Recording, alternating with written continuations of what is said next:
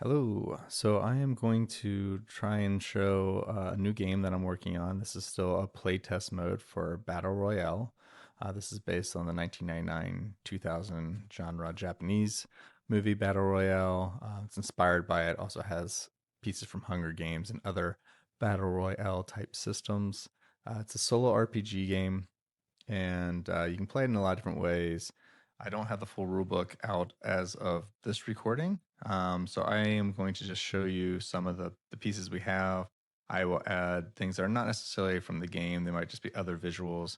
I'll probably show a clip of like what the roster or something looks like, and I'm just going to use a tabletop simulator for some of the on-screen activity, so you can kind of better see how things work.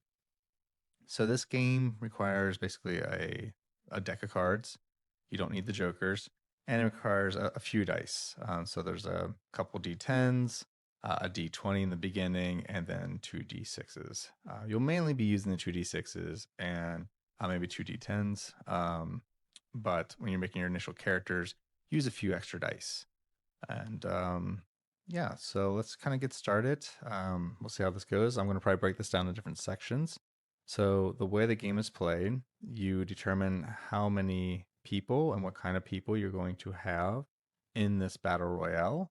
It's focuses on an island, and the people will basically wake up. They'll have a necklace around them, um, like a metal collar more than a necklace, I guess.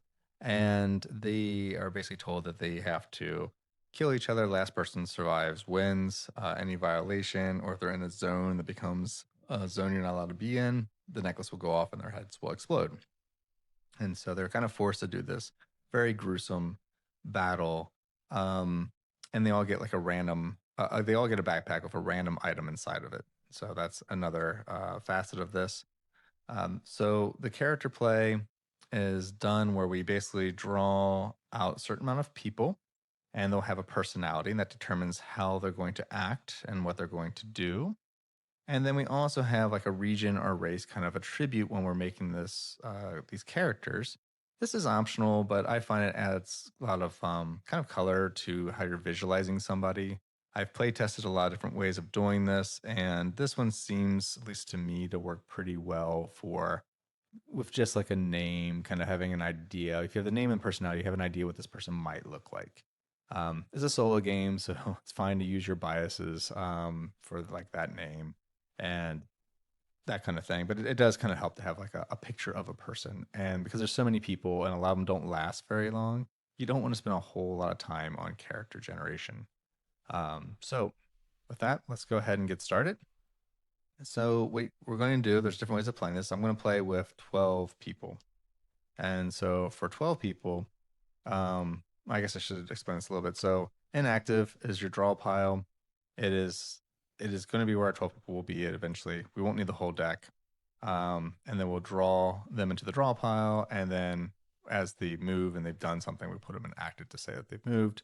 If anybody dies, we'll put them in the deceased pile. It's pretty simple. All right, so let's shuffle up. This is our deck of 52. And then we'll draw out 12 people. 1, 2, 3, 4, 5, 6, 7, 8, 9, 10, 11, 12. I probably could just use a split deck or something, but that's what we'll do. We will not need the rest of these cards for the rest of the game. We'll just stick them somewhere else. Oops. Well, we know that one's not one. Not that it matters. And the card numbers just represent people, so it doesn't really matter. Put this in inactive.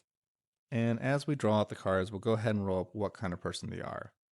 Now, I'm going to play this kind of similar to the original movie. So the default region for me will be Japanese. And you give it a diversity level. A diversity level is how often a person basically is not Japanese. And it just kind of changes up the names, is really all this does. So not all Japanese names or whatnot. So change the diversity level to whatever you want. You could skip all this and make everybody random if you want. It's really up to you. The book has several name tables. It's not inclusive of everything. There's another book I'm working on that does have just about everything. And so this is an excerpt of that is included into this book. So, okay, so to get started, basically what you do is you're going to need 20-sided die for the personality. You'll need 3 10-sided. We'll make the blue one the diversity level. So in Japan, I decided the diversity level is going to be 8. So it's probably a little more homogeneous than that. But for me, I don't know. I want a little bit of diversity, but the rest can be Japanese. It's fine. I will treat them like the movie were like school kids. And we do not need the D6. Well, we need one D6 just in case. And so if the diversity level is 8 or more, we'll use the D6 to determine what race are they. Else, it's assumed they're just Japanese, and these 2 10-sided dice will be used for their names, boy or girl. And for the deck, if it's a red card, it'll be a girl. If it's a black card, it'll be a boy. That's how we're going to do it. The book talks about different ways you can kind of kick off your groups and teams and how you can do it if this isn't the way you want to go, but this is the way I like to play it. Okay, so let's go ahead and start with the first person. I'll flip this around. All right, so the Queen of Diamonds, this is a girl. Let's roll these. I'm just going to use the R key, I think, just to keep things in the same space. Okay, so I'll probably flash on the screen what the roster looks like. So the roster is kind of all the cards are there. And then on the very bottom, you can kind of see all the different personalities. There's a number, just as a quick reference. These are also in the book. You can ignore all the little symbols for now. Those might not even be in the final version, but for now, it's just the actions that different ones take. So this girl, she is Japanese because the diversity number is low. And her personality type is an 8, which is outspoken. Okay, so this person's name, black will be 10s, Sakura. Cool, next person. Oops, grab the whole deck. 10 of spades, we got a boy. Any of these? We got, so 13, bully. And this person's name is Kaito. Right, next person. Jack of spade. And Jack of spade, they are. It's weird that sometimes it rolls fast and it's also. How do I make it go fast? I don't know. I did it once. All right, anyway, 14. Political. Check name. Manabu. Is it Manabu? Okay. Next.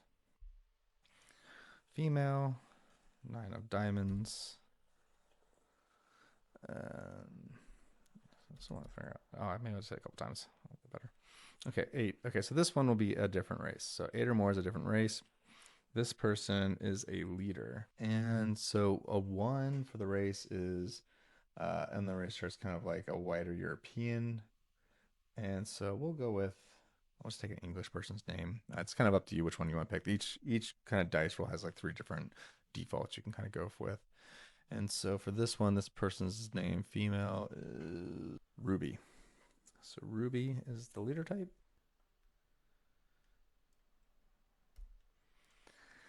Another female, 8 of hearts.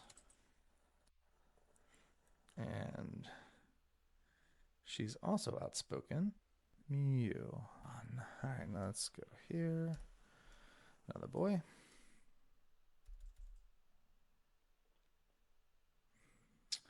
Ten of clubs is humanitarian. Their name is 34 again. So that's going to be Manabu. We already have a Manabu. So what I could do is I could roll a last name for them, and it could be Manabu something. I might just call them by their last name. Let's just roll it. Okay. Nakagawa. So Manabu Nakagawa. All right, great. Next. 2 of clubs, another boy. This one is another bully. So name is Rio. All right, great. Another girl. She's a thinking type. This will be good. I want to demonstrate one of these anyway. And so she is thinking, and her name is Kimoko. boy. 18. Unstable. Let's pick an Arabic name. All right, so this person, 21. So Balal. Cool. Another girl.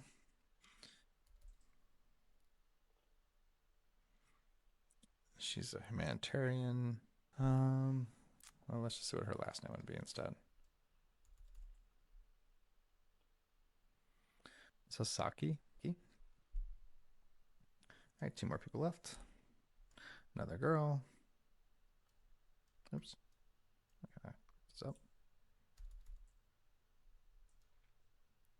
I don't like that either. Let's do it this way. Another thinking. Okay, so 3 diamonds. Also thinking. Chio. Okay, and last but not least, the King of Clubs.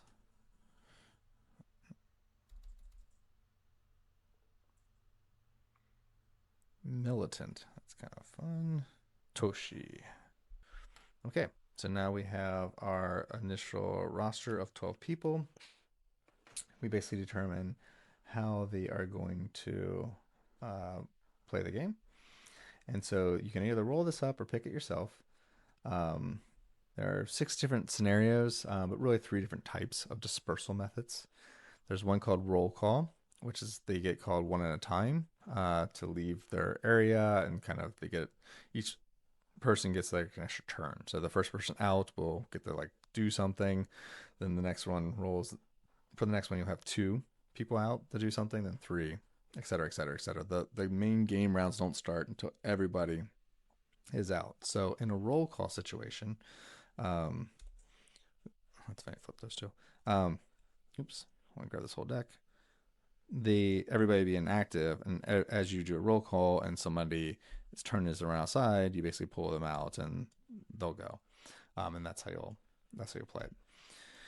But in other scenarios, there's dispersed, which means they could be scattered or maybe they fall off a plane or whatever, but they're dispersed throughout the island. And there's also one called centralized, very like Hunger Games ish, the cornucopia. Everybody comes up in a central location and then has to do something. Or Running Man, where they all start in the beginning of something and they have to take off. And those 2 cases, everybody, you don't really use the inactive pile. You really just start at the draw pile, and they just go to act. And it's pretty simple. For this demo, I don't think I'll do roll call. I'm going to pick it. I think the quickest might be centralized, and I think we'll do like a Hunger Games kind of thing. They're all going to come up on this platform. All right. The scenario reads: they wake to the rush of wind as they are all on a platform rising from the ground. The sky can be seen above them. An announcement alerts them to the game starting. As they reach the top, they can see scattered bags in a circle around them. A siren blares and the game starts. Okay, so nobody has their inventory yet. They all will go grab it. Um, you could potentially play this where maybe not everybody gets a bag, but that would be extra brutal. I think everybody's going to get a bag. It's like right there in front of them. They may not stick around, but they're going to get the bag. All right. I'm going to stop here with this recording and we'll continue on with the game.